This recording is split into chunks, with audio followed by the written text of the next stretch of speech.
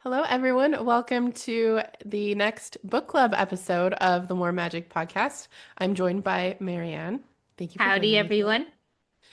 So today we are talking about Agnes Aubert's Mystical Cat Shelter, which I thought was a lot of fun. So for everyone listening, this is a spoiler podcast, so we are going to talk a lot about the book.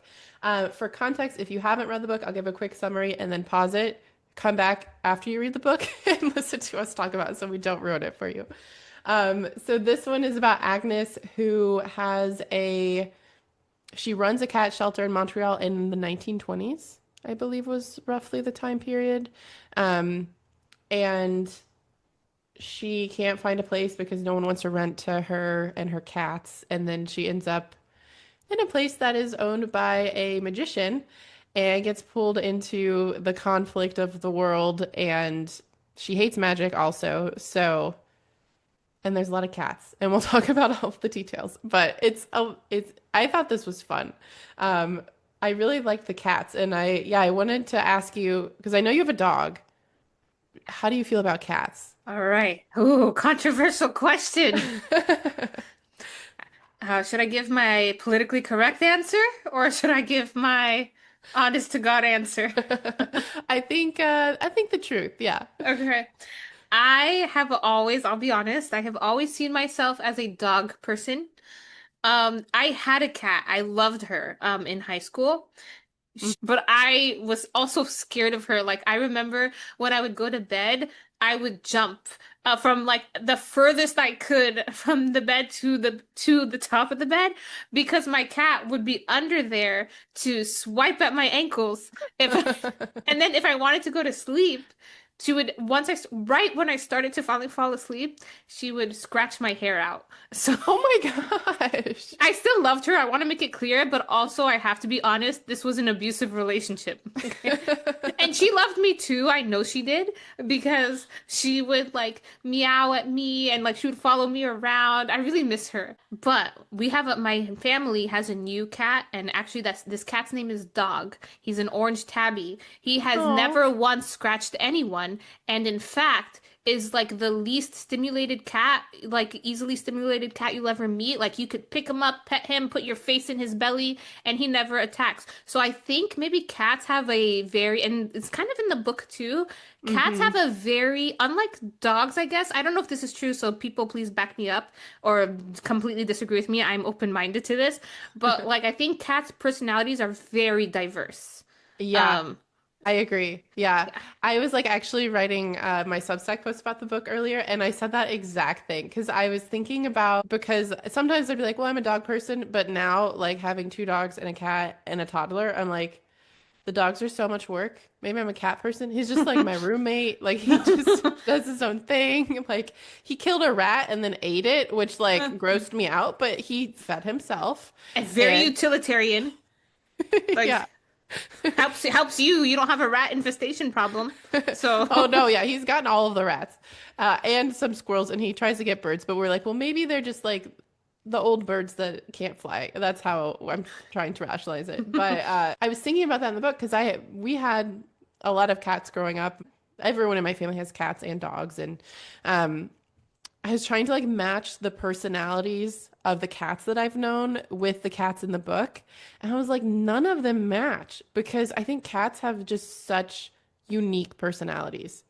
And yeah. it was so well conveyed in the book. Yeah. Yeah. Do you think dogs have diverse personalities? I think they do, but I feel like well, I guess not all dogs, but a lot of dogs still have that kind of like dog companion personality. And I feel like Mm. cats are way more like some of them will like love you and want to like be with you all the time. And then others like don't care at all. I don't know. Yeah. I mean, yeah, dogs do have personalities, but this book made me just think about cats and appreciate them. I Yeah. will say this book really made me love cats. Like I almost was like, should I get a cat? I No. know. Because like it was a love letter to cats. And like so I have to say like I was like, yep, cats are wonderful. They're amazing. They're so unique and beautiful and sweet and we should protect them at all costs, which I do believe regardless of the fact that I'm more of a dog person than a cat person. I Yeah. totally support Agnes's mission in the book, which is to save all of the cats because every animal deserves a safe home, especially if they're domesticated and can only rely on humans for safety. Yeah.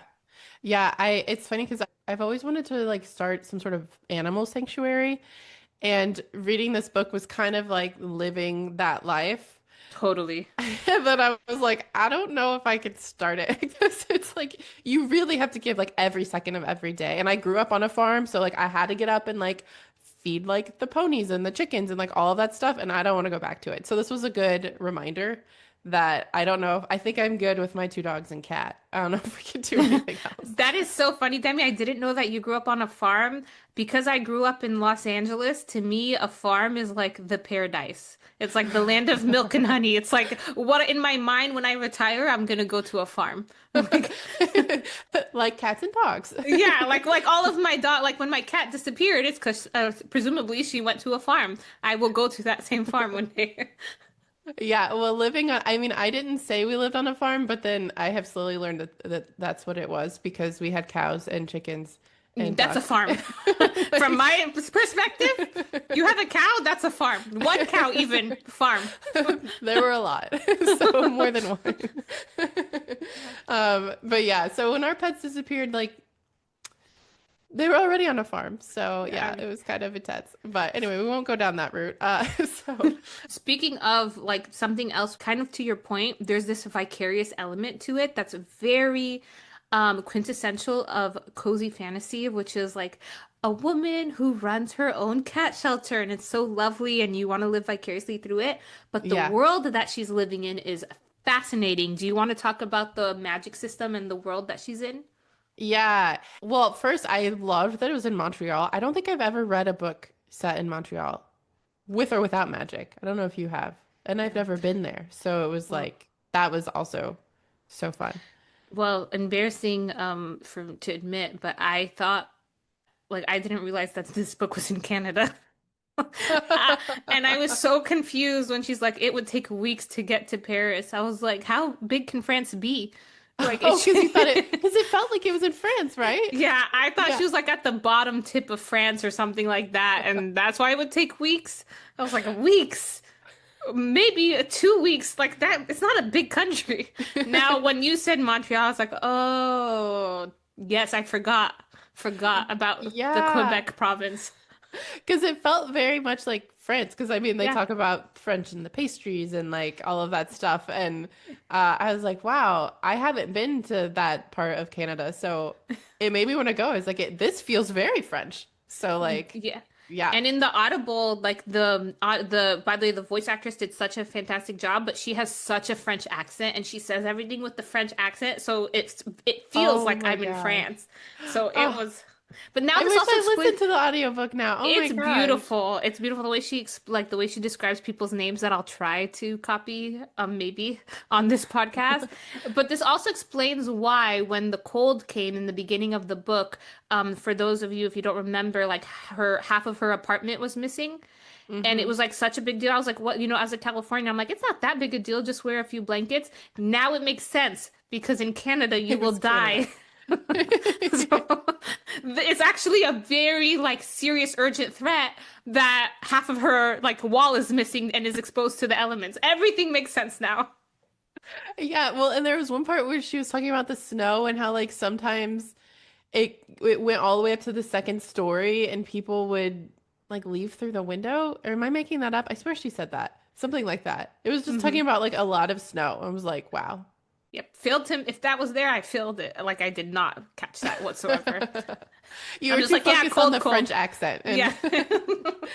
Yeah. well, because it took me a little I started reading it and I didn't realize it was set in a different time period. And then it was talking about like the horse going down the street and the carriage, and I was like, wait, when is this set? So then I had to look it up. And yeah, definitely like we both went into this with no context other than cats. Yeah. There's cats and there's magic. Yeah, which summarizes the book.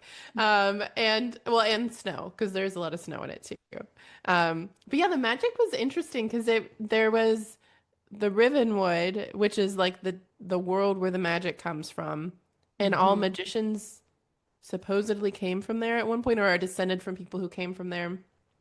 And then they're able to use their, I guess, innate gifts to embed objects with magic. But then it seems like everyone, like regular people, can use the magic too, because Agnes starts using the pen and then she travels with the book and all of that. I thought the concept of a Rivenwood was fascinating because also you lose a piece of yourself too. Yeah, if you go Um, far enough, yeah. yeah. Why? Like I wish this is like I wish we had the author with us so I could ask.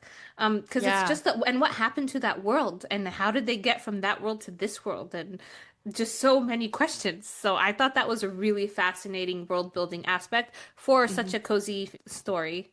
Hmm. Yeah, well, and I liked because sometimes with cozy, I guess I haven't read a ton of cozy fantasy. Um, but sometimes I like a few that I've read, I don't get as into it because it just feels like there's not enough forward momentum, you know? But this one wasn't like that. Like there's literally the apocalypse and there's like all of the tension with is it Havelock? How do they I don't know how they pronounce it. That's how they pronounce it. Yeah, Havelock. Havelock. Okay. Havelock and Valerie and It's Valerie. Valerie. Yeah. I cannot do a French accent. Me We need neither. Flavia. Yeah. Um, but yeah, it felt like there was a lot happening, and I'm like already excited to get into the characters. Sorry, we will focus on the world first, and then we'll move on to the characters. Yeah. But one thing that I really loved was that they started making the cats magical. I thought that was so fun. And I really wanted to like know more like, okay, well, but what are all of the like little spells you're putting on these cats? Like I want like to know every single one. Yeah. And then I want one of those cats. I would have gone the whole way and just I would have like charmed every single cat. Why not? Yeah. I You know know? because they're like we only did some of them. I'm like, can you do all of Yeah. Like if you're gonna do some, why just not do all? Like if it's ethics, it's either all or nothing and you went halfway, so just go the whole way them? and like, heal people of their arthritis or like give them luck or something like that. Why not? Yeah, do you think that it was ethically wrong for them to do that? I don't know if it affects the cats in any way, then probably. If the cats have zero awareness, probably not. That's just my first draft thoughts. Yeah. Yeah. Yeah, because I saw that as a book club discussion question and I was like the spells that they were putting on the cats, it doesn't seem like the cats were affected at all. Um, and they were helpful for people. My only thing was because they were temporary, like you get this cat and then you feel better and then the spell wears off. But it was Ye- unclear how like how long it would As last. long as it didn't make people give the cats back, like when they out, like I'm Oh, assuming the yeah. goal was like for them, if what Agnes believes is like if she could just get the cats in people's arms, the Yeah. charm won't matter. Like, Yeah, because it's they'll they'll love the love the cat. cat. But Yeah. if it ends up like if it, let's say it goes to people who are selfish and they just want the cat for what it can do for them, that could be like I could see that getting into some unethical territory. Mm-hmm. Yeah. Yeah, it's really interesting. I almost wish that there's a sequel where it explores that, but this is cozy, and I feel like that's like beyond cozy. So, Yeah. but Yeah. I did like that. I thought that was a cool use of the magic, and also the time travel. Yeah, I was curious your thoughts on the time travel part because I mean, we've read a couple books that have time loops and things like Yeah. that. Um, this one made sense to me. It didn't feel like when it happened, I was like, okay, like I didn't really see any holes in it or anything, and it matched with the story. So I liked it. I thought it was a good addition. But Yeah, from a sci-fi perspective, this time travel story is what you call a closed time loop story. hmm, The best example is Harry Potter and the Prisoners of Azkaban. So there's no parallel universes or anything like that or multiple histories like with the Everlasting. Instead, Mm-hmm. it's just time is linear, but there's this loop that happens and everything you did while you time traveled happened in your current time too. Like Mm-hmm. when Harry Potter was the like he was dying from the Dementors and then he saw the Yes, stag saved come. himself. It was Yeah. he had always saved himself. It's the same exact thing.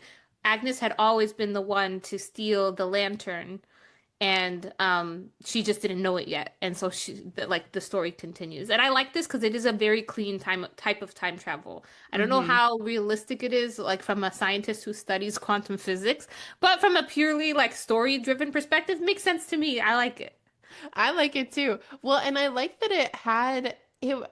I was not expecting it to then be that he recognized her from before. Right. Yeah. I that was interesting because yeah, like in the first scene, and I didn't even notice it, when they first meet and he's like, Agnes, is that you? Because you're like, oh, he's her like landlord.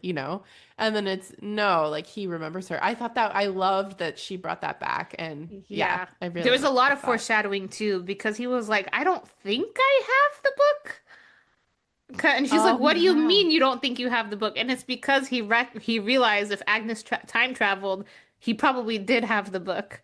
So like there was some good foreshadowing for sure. Yeah, I feel like that there were like so many nuggets throughout this book. I loved all of that, but also I just smiled a lot while reading this because Yeah. it was, I mean, it's cozy, but like their dynamic was fun. Should we start talking about the characters a little Yes, bit? let's talk about the characters. Okay. Yeah, because I think their dynamic was fun. And then also the cats, I loved all of the personalities. And then keeping track, she must have had like some sort of master list, like been as you had to be as organized as Agnes to keep track of all of the cats and which Yeah. shelter they were at and who'd been adopted and who hadn't and like because yeah, there were so many just like fun little details of all of them and Yeah. yeah. I loved how he called Havelock called her a professional cat herder. Yeah.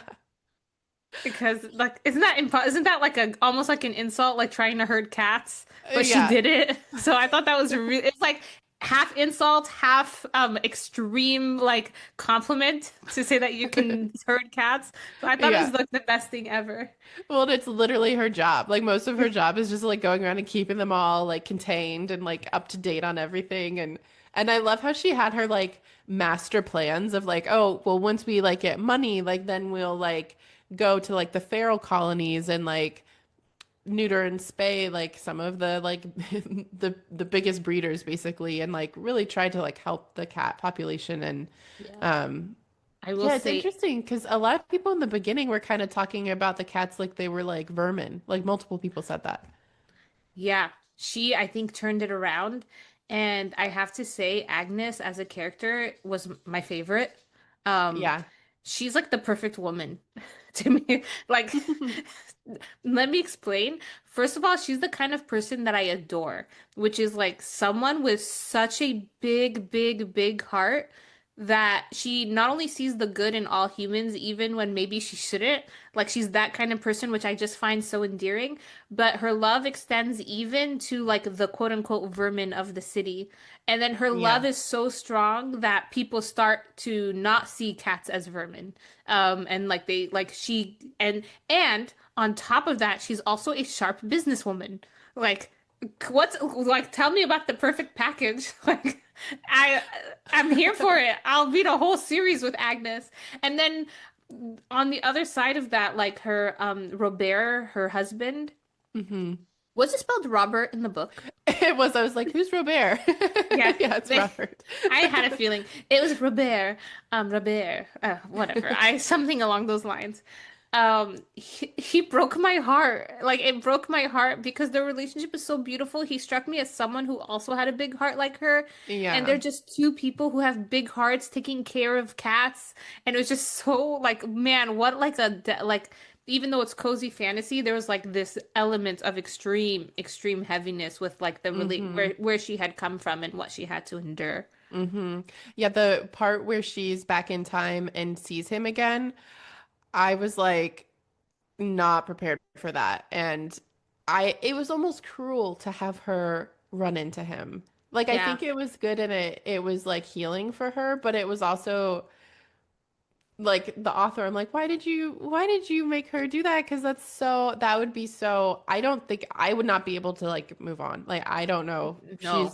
Yeah. I also would have been like, oh well, like universe, like fabric of the universe be damned. I'm gonna go like ditch everything and be like, hey, let's go like go to the doctor together. Yeah. Because did he have a heart attack? He had a heart attack at 30 that was like, they said unavoidable or something, but I would have tried. Like I would have spent that year or two trying to figure out what's going on, try to heal him and be like, I don't care what happened. If the whole fabric of the universe unravels, at least I got to spend like a year or a couple Yeah. days or I don't know how long with my husband again. So, Yeah, or like you rationalize, like, well, maybe I was supposed to have all this happen so I could come back yeah, and be like, maybe don't eat any more croissants because they have a lot of butter. And maybe right, that's like, right. Like just warn him, like, hey, go to the doctor. Like, yeah. yeah, something along those lines. So yeah, but that shows again what kind of a good person she is because I would have literally been like, sorry, universe. Hmm. I'm gonna spend the few days I have while everything unravels with my husband. Yeah. So Yeah, it was that I was not expecting it since it is at least marketed as cozy. I was surprised that I mean, the scene was emotionally intense. I think if it wasn't cozy, it probably would have been a lot more, it was more difficult to read. Uh, and it did feel hard. Like you could feel her grief in it, but it wasn't, it didn't slow down the book for me. It's not like we got lost in the grief. Like it still no, continued. no, Yeah. like you said, it was more of healing Yeah. for her. Yeah. Yeah. Which I was lo nice. How did you feel about Havelock? I liked him. I kind of liked him from the beginning, from the first time we meet him. And I was like skeptical. I mean, because from her perspective, the magicians are always bad from the beginning. And I was like, can they? I guess maybe because I just read so much fantasy, and I'm like, but can't they be good? And then, and then he's this person who just loves magic and just wants to kind of be a mad scientist, like just creating his own stuff and just like alone in his like weird basement like study, which is like completely underground. So I liked him. Yeah. I loved him too. I had mad scientist is the exact like term I was thinking of when I was reading about him. And he's funny. He made me Yeah. laugh. Like Yeah, I agree. Yeah. he has the best quips in the book. And I think he's such a good pairing with Agnes because Agnes is so earnest. And so Hmm. is he, but in two completely different ways. And in ways that clash with each other in really funny ways. Like him always complaining about the cats, but actually he loves the cats. You Yeah. know? Like just it was such a I like seeing those types of relationships like easy, silly, like, relationships that like aren't too like the relationship itself is not too complicated. Yeah. It's nice to see. Yeah, I liked their relationship too. I thought it was really funny and I loved something that just felt very like representative of what you're saying is when Agnes was arrested and then she's like, but who's watching the cats? And her sister just keeps ignoring her. She's like, no, who's watching it? And then it cuts to him and it's just like disarray. And she's like, oh my Right. God, but he's like taking care of them. It's so cute. Right. He's being the cat herder and he hates, like, theoretically hates cats because they make him, he's allergic. Yeah. Yeah. So that was such a, like, scene. Love that scene. I Yeah. know. It was so, there were like so many moments like that in the book that were just, yeah, just fun and cute. Yeah. Um, but yeah, so Valerie, which, how do you say it? How did they say That, it? like, if as close as I can, Valerie. Valerie. Yeah. Um, it was interesting because I was like, why is she so intent on like bringing down her brother? They kind of implied that it was because she cared too much about the magic and was jealous because his magic was stronger. I don't know. How did you interpret that? Okay. Here's my mad scientist take on this. Their relationship is mirrored one for one in His Majesty and Banshee. Um, Oh, that's interesting. So, and then she ends up with His Majesty. yes, Yeah. and Havelock ends up with Banshee Oh, you're because right. Yeah. His Majesty is always dogging on Banshee and is like always attacking her, and Banshee doesn't even care. Like is like, who, me? Like, doesn't even respond, like, is like so happy and loves His Majesty and doesn't really like attack back or anything like that. I feel like that was their relationship where Valerie I can't pretend to know what His Majesty was doing and like his motivations because who knows? A cat's world is much deeper than our world, so I don't know. But Valerie, I think she was just jealous. Like she was jealous, and whereas he was just a mad scientist with his toys, Yeah. she like wanted those toys for power and fame and glory and whatever. And so Hmm. she would like constantly attack him, and he'd be like, "Who, me?" Like they even say in the book, like he never really saw her as an enemy. He's just like, "Oh, that's my sister." Like, and then she almost killed him several times.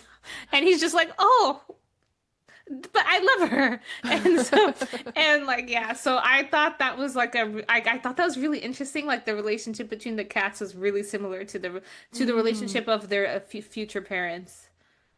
Yeah, that's true. I didn't make that connection. I thought His Majesty was, I listed him as a character to talk about because I I was shocked when he was the one who let her in. Traitor And he just like, I've never read a book where an animal like switches sides. betrays. Yeah. And like that's like a key plot point is that this cat was just like, no, I'm gonna help the woman who like destroyed my home multiple times and like just like show her how to come in. And then like he was just like, okay. He How just could he? yeah. I want to know what happened off screen, like off pages, I guess. When she takes him because he didn't want to go with her. And then it's like so they must have had some sort of connection. Like I kind of want to see that, you know? Like how did she win him over? I don't know, but I love the ending when she sees like Agnes sees Valerie walking and like the cat is like perfectly contented and Valerie loves the cat. I And I'm like, know. oh, even villains should have cats, which we've always known from The Godfather, right? It's the God, right? That's where he's like petting the cat and he's like, you Yeah. come to me. So everyone deserves a cat, even the villains. I think that there is a cat. There's truly a cat for everyone. Do I Yeah. think that there's a dog for everyone? I don't think so. I think that some dogs are like more intense, but I think cats like there's some that are just like so self-sufficient. They could just be your roommate and Yeah. yeah, even if Yeah. you're a villain. Like they're Even if you're a villain. what did you think about Laurent? The Laurent, yeah, the police I officer? forget. Yeah, can't remember how they pronounced his name. To me, he just seemed like a regular good guy. I don't even think what he did was that bad with Agnes. Like he was Yeah. just kind of doing his job, but he felt guilty about it. I thought it was interesting that he was a magician. Yes, but he That never went was to the Rivenwood. yeah. Yeah, which I Yeah. thought added an interesting layer to the world building of this world. Yeah, like there's some magicians who refuse to go and Yeah. yeah. Yeah, because then it's kind of creating this like social like norms amongst the magicians of like, well, you know, the good guys like don't even touch it, but you're like, you know, you're too risky. Like you've gone there and Yeah. yeah, I thought that was And what does interesting. that mean? Like we could talk about this later, but like what does that mean for people who do go to the Rivenwood? But we'll save that for the a question I have later. Yeah. Ooh, the intrigue. Yeah. And then the sister Elise, do they pronounce it Elise? Yes. Yeah. Elise, yeah. Um, I liked her. I thought it was I thought she was so just funny. Like she was constantly telling Agnes just like, "Well, just don't tell him that there's cats." Just like Yeah. just you know, just like stretch the truth and like all of this stuff, which and of course Agnes is like, "No." And which I agree with. But it was just funny to see like how different they were. But they also Yeah. were very close and like really cared for each other, which I thought was a beautiful relationship. She's the perfect sister. Like Agnes and Elise are just like two of the most perfect women and together make a perfect duo. And I'm just I support them. Like Elise was is a foil to Agnes, but because like I think it's implied that she grew up that way because she had to be to Mm, protect Agnes from herself. Like yeah. that like she is at her core a very protective person. And like when Robert dies, Elise and Gabrielle are there for her. In the beginning of the book, they give her like part of their salary.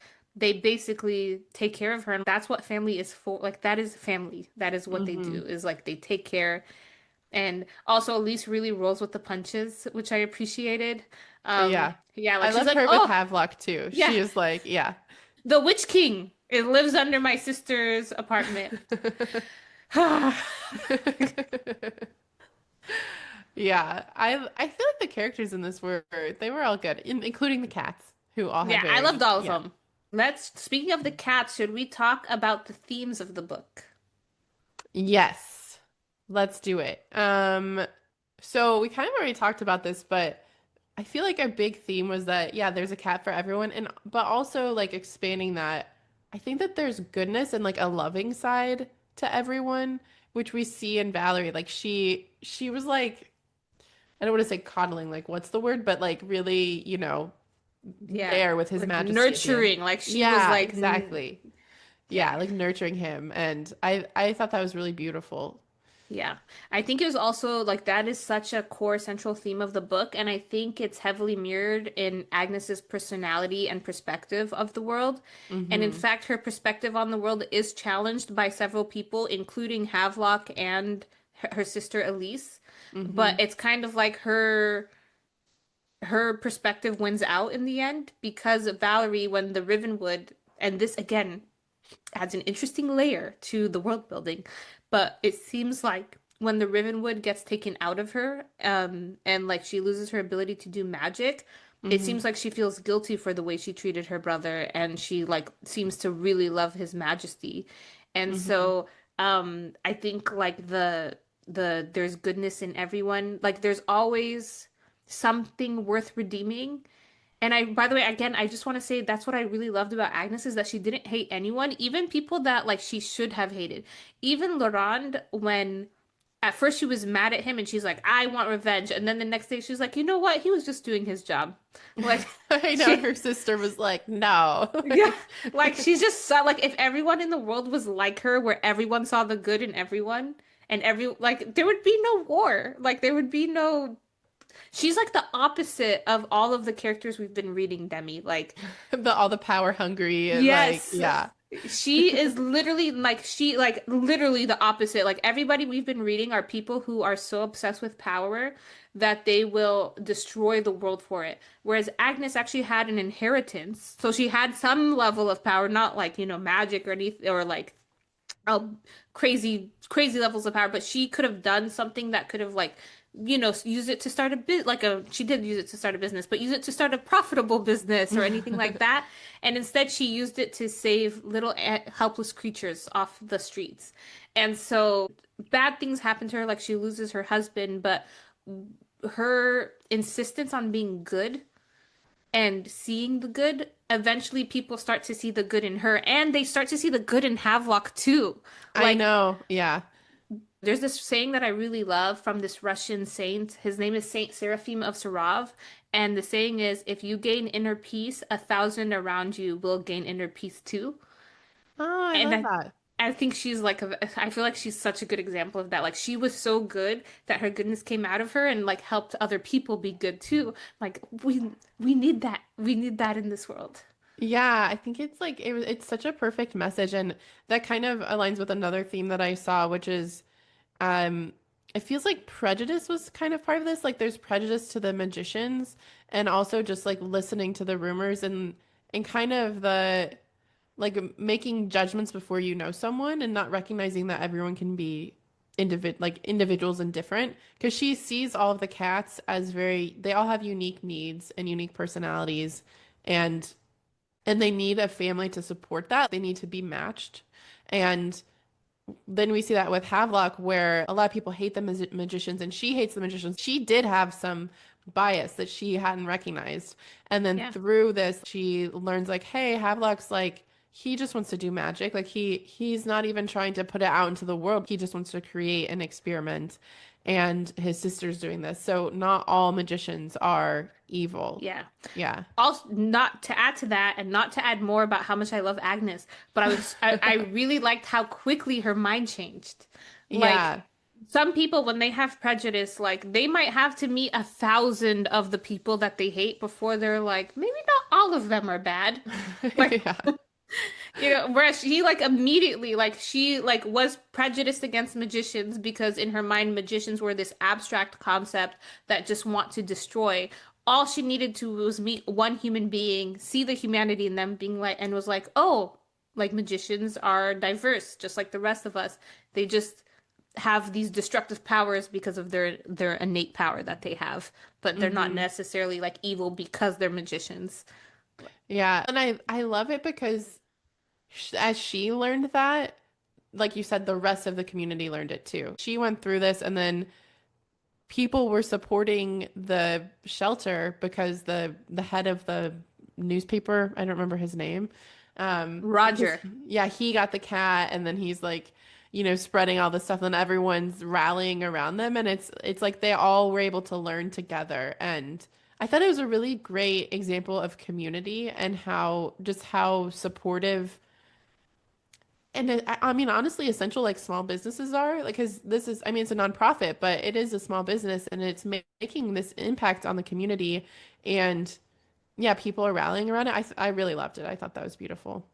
Yeah, I agree. Yeah. This was a love letter for cats, and it was a love letter for community-based organizations. Mm-hmm. Here for Yeah. it. Yeah. I love it. Debbie, what was your favorite scene?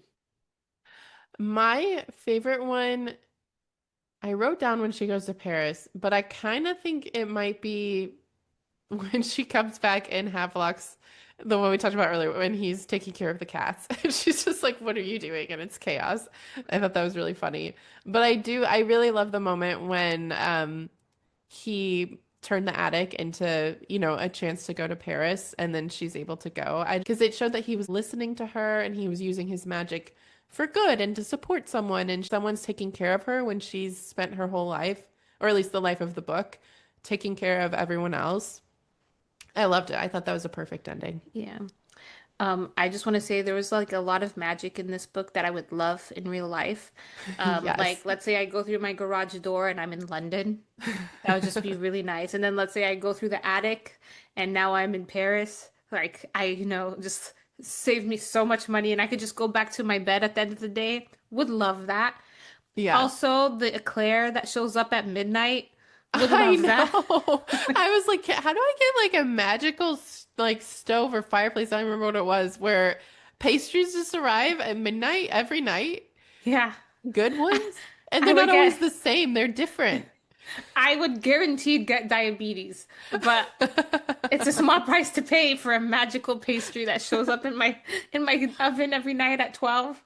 Well, maybe if they're Man, magical, we'll just say that there's no negative health yeah. Magic side calories, effects. magic sugar. Yeah. Yeah. So It's I actually really nourishing. It's good for you. yeah, like sometimes magic can be like so too intense, and it's like I don't want this. This was like the ways I would use magic, like Yeah. food and travel. So, yeah. And My magical favorite cats. Yes. Oh my God. Yeah, totally. Magical cats. You know what? If I could charm my corgi, I just realized I 100% would. I don't know. I probably a magical, like automatic bathing thing. I Like, was just thinking that. I was like, if I could charm my dog. Okay, let's like go down this rabbit hole. If we could charm our pets, what would we want them to be charmed with? like, And honestly, for Fern, my giant Newfoundland, who is a mess, um, I would just want her to be self-cleaning. yeah, Like, like fresh breath, no tartar buildup, and like dirt repellent. Oh, yeah. yeah.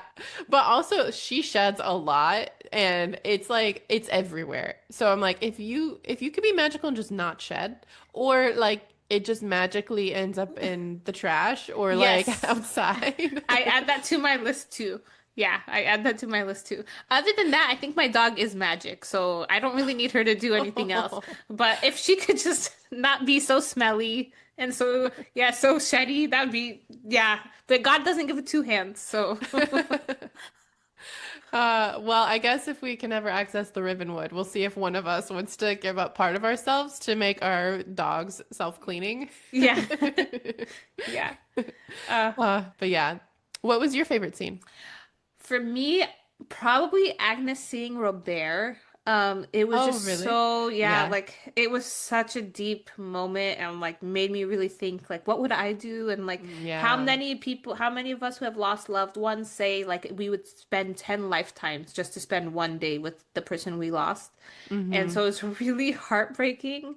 But I also like on a much lighter note, I really like the scene with His Majesty and Valerie at the end, where Valerie's just like a normal Yeah. person. Actually ending for Valerie reminds me of Avatar: The Last Airbender. Have you ever watched it, the TV show? I have not. No. When your baby gets old enough, highly recommend you watch it with her. It's one of the greatest TV shows of all time. It's a Ooh. cartoon Mm-hmm. on Nickelodeon, but the way the show ends is there's this demon Fire Lord Hitler person, basically, Mm-hmm. and the Avatar, instead of killing him because he's so against killing, he takes away his power and makes him Mm. a normal person. Sorry for anyone. Maybe we should cut this part out. Well, this is a spoiler podcast, but I guess a different spoiler. I mean, it's been around a long time, isn't it? It's been like I saw Uh, when I was in high school, and I'm Yeah, like, is well it away like, from high school. yeah, okay, well, we'll just, I do recommend it for anybody if you have children watching. Like, this is a very good kid-friendly show that has really good morals and low stimulation and all of that. So it's a really yeah, good show. good Um, magic, I'm assuming. yeah, Yeah. good. I would say more like it's not necessarily. I don't know what I would call the magic system. It's not necessarily magic. It's like bending of nature. Like it's, I guess it is magic, but it's like very elemental magic is the right term. Like they Oh, just, okay. yeah, Yeah. they could bend the elements to their will. And but yeah, so she kind of reminds me of like she kind of reminds me of that of someone who has been taken, her power has been taken away from her, so she's like a normal person. And Mm-hmm. honestly, it's like the best ending she could have ever have gotten. Like Mm-hmm. for her, it might have been a failure, but every other scenario would have left her in ruins. Like Yeah. if she got what she wanted, she'd be a terror and people would take her down. If she didn't get what she wanted, she would have been killed. Mm-hmm. And like, died a magician's death. This was the best ending, which is a normal life with a cat. And like, Yeah. I really like, so I kind of actually really liked that scene because I also felt like it was like good for her. Like, it really Yeah. keeps with the theme of the story, which is like there's good in everyone and like things can end well. Like, not everything Mm-hmm. has to be a disaster. Yeah, or death. I Yeah. think when we were talking earlier about the Rivenwood and the magic, to me it was almost like addiction. Like it like some people can become addicted to the magic and like consume like almost like obsessed. Like, if you're obviously if you're addicted to something. And it's kind of like that's what it seemed like for her. But instead of having to like fight it herself, like she was able to just have it taken away, which is Yeah. also kind of eh, beautiful in a way. Like she gets to be free, and like this thing that's very toxic for her is now just not part of her, which Yeah. is obviously she's gonna have to do a lot of work to like figure out who she is now. But yeah, I do think that I love, there have been a few, I know in Charmed that happens, like anytime there's a story where like there's someone who's using magic for bad and then the result is just they don't have magic anymore. I really like that. I don't know if that's a trope, but whatever that is. I I think like it's that yeah. trope. Yeah. Yeah. It's cool. Yeah. Who was your favorite character? Agnes, my girl. Yeah. How about Yeah. you? Yeah, I think actually I think maybe Agnes. Honestly, or His Majesty. Just because I was not expecting the cat to become like like a double crosser. I don't even know what that would be called, but yeah, he was I more do want to complex than say, I was expecting. okay, would a dog ever double cross its past owner? No, Okay. only a cat would do this. Yeah, just leave it there.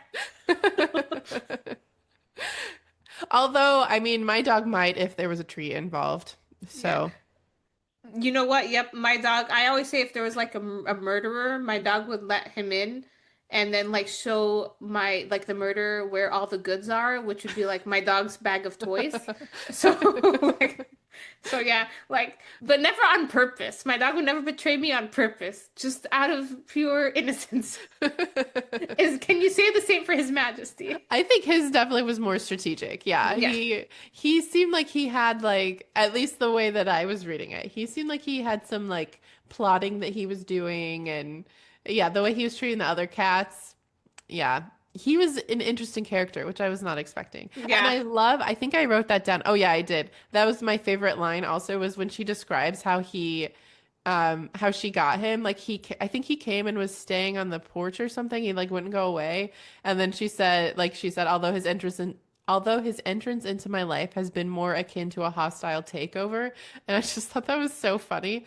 And then he literally, I just realized now he does create like a hostile takeover in the end. Like Foreshadowing. Foreshadowing. so yeah, Yeah. I think he was my favorite character. Yeah. I can see that. One of my favorite lines was pretty much everything. I have to say, like the author is funny. Like Yeah. she's It's hard to clever. pull off like funny. And this book made me laugh. Yeah. Yeah. Everything Havelock had to say about the cats was my favorite line. And like calling Agnes a professional cat herder and just constantly complaining, I thought was just they were hilarious. I loved it. Yeah, I liked them too. It was so fun. This was very I feel like this was I haven't read a ton of cozy fantasy, but this was very good. I thought this was very good cozy fantasy, and I want to read more like this where it's like honestly, I think I just want more books with cats. Yeah. Like it's like So, there's cats, there's like enough intrigue to keep you going, like you said. yeah. But there's all like, and there's a good plot, but the stakes are never, the stakes were somewhat high, actually, thinking about this, like the stakes were high, They were but, pretty high, yeah. she was somehow was able to mull it over through Agnes's goodness. So like things never Hmm. felt too high. Maybe that's how she pulled it off. But like it was a fun, enjoyable, funny, enjoyable read. I loved it. Yeah, I would totally read more books like this. This is probably one of my favorite books that I've read so far. I know I say that every time we You do say that literally every time. I think I'm starting to think whatever book you've read most recently is your favorite book. Yeah. But this one for reals this time is one of my favorite books that we've read so far. Yeah, now I just want to compile like a bunch of clips where you're like, I think this is my favorite one. It's literally every time. Yes. But yes, this one was good. I really liked it. Okay, do you have any predictions? Okay, not necessarily predictions, but I have questions about this world and what happens next. So like will Hmm. Havelock lose his soul? Because it's Oh, like yeah. not that clear in the book because he like becomes like ethereal and Hmm. like he almost looks like he's not a person anymore. Like it's implied a couple times that like oh my God, he's losing his humanity, but then he steps back into being a human and it's like no piece of him is missing. So like how does that work? Yeah, I was confused by that too, but it did seem to imply that Agnes helped him to be human. Like I was wondering if it was maybe the isolation because he spends so much time alone in magic, and then she helps ground him in the world. Oh, that makes That's how I sense. read it. Yeah. That makes sense. But like, does the Rivenwood have any actual real like consequences? Like, if people don't want Yeah. to visit it, and the people who visit it do say that it takes away something from you, what are the Hmm. consequences of that? Also, in Valerie, like, did she get the Rivenwood taken out of her? Did it like heal her? So is it worth maybe Mm. book two will be about Havelock getting rid of the Rivenwood in him? And also, why is the Rivenwood so bad? It's just a planet, or it's just a Yeah, world. What's so bad about it? And I also, can we know. go to it? Because it seems really cool and interesting. I love all of yours are world questions. You're like, also this. No, it's true. I was wondering that too. I was like, why? But why is it bad? Like, it almost seemed like magic went out of control and they had to flee. And maybe it was something like that. I don't know. Yeah. Yeah, Maybe like we'll is find magic out. evil like inherently, or is magic just a force? Like, is anything from that planet is evil, Hmm. or is it just that it's not compatible with our planet? I don't know. Would like to Yeah. know. Yeah. I'm curious. I don't know if this is gonna have a sequel. I kind of hope it does because I want like I said, I want the off scene how Valerie and His Majesty decided that they like each other because neither of them like anyone, and they're like together at the end. So that's like not a prediction, but I'm like, yeah, if there was like a short story around that, I would definitely read it just out of curiosity. Yeah. I know maybe a prediction is that Agnes opens up a second shelter for raccoons. Yeah, just like more types of creatures. Yeah, because someone mentioned like, oh, like you would open up a raccoon shelter. Maybe she will.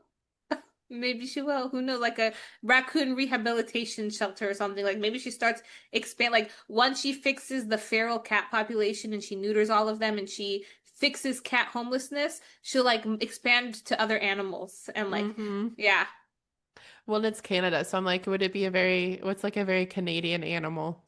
moose, but maybe, I wonder how many moose Montreal has. yeah, That would be a very quick problem to solve, though. yeah, There's not that many. But yeah, bears, I feel like she definitely will find, even if she solves the cats, like she'll definitely find something else that she needs to rescue, even if it's Havelock. yeah, she's a rescuer, like to her core. Actually, I think maybe that's it. Maybe the next one would be she's fixed all of the cats in the city, and her new thing is that she has to figure out how to save Havelock's soul Yeah, so he doesn't get consumed by the Rivenwood. yeah, and like fixing all of the magicians who have become Yeah. husks, like she's like, Oh, yeah. Yeah. yeah, Oh, worthy cause.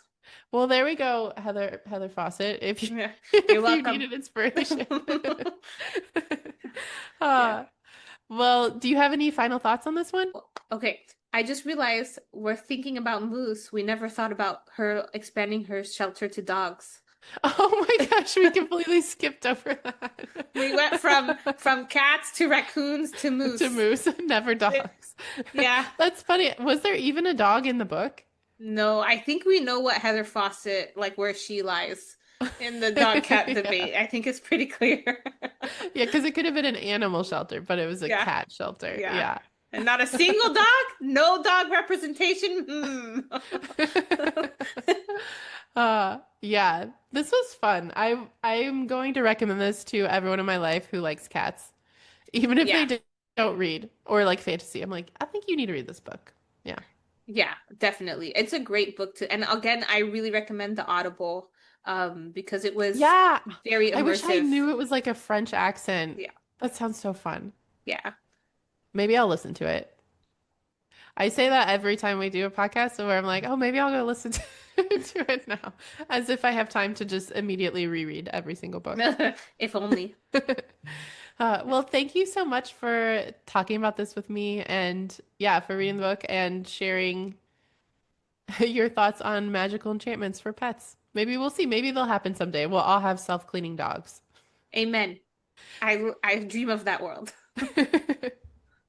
All right. Well, thank you everyone for listening and definitely let us know also, obviously, what you thought about the book. But if you have cats and if you have any opinions on the cat and dog debate, we are also curious about that as well. Yeah. All right. See you next time, everyone. Bye, everybody.